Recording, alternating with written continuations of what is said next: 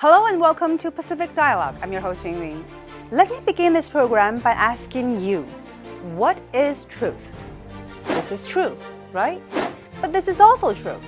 And here is what we call spinning the truth.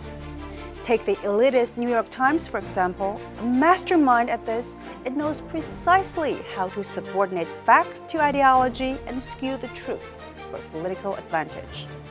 The outfit launched an incredible viral smear campaign against the Hong Kong police and authorities, as well as mainland reporters, who, by the way, are risking their lives every time they cover the violent protests. The Hong Kong police have received some of the most hostile press treatment from the New York Times of any peers around the world, with nearly 100% negative coverage. When the police and government were attacked and assaulted by masked rioters, New York Times reporters were nowhere to be seen.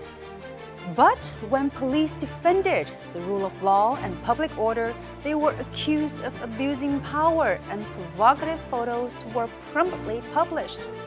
When rioters reacted to police attempts to disperse them, the New York Times was quick to capture these moments with overwhelming sympathy, portraying them as underdogs, even though they are well-equipped and organized gangs. In contrast, when rioters destroyed public property, assault the police, set street fires, or cripple local transportation, New York Times reporters turned a deaf ear and a blind eye.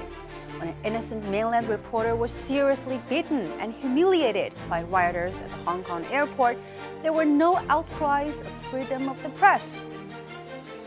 Now it seems clear that the New York Times has a little playbook when it comes to covering violent protests in countries which are being targeted by the US or simply have different ideologies that employ the same tactics in its coverage, or rather instigation of color revolutions elsewhere in the world. But don't take my word for it. See for yourselves how the New York Times manipulates the truth. 1. Hiding the facts. 2. Glorifying rioters. 3. Vilifying governments. 4. Provoking anger against authorities.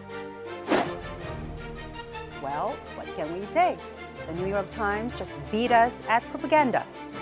Thank you for watching this episode of Pacific Dialogue. Goodbye for now.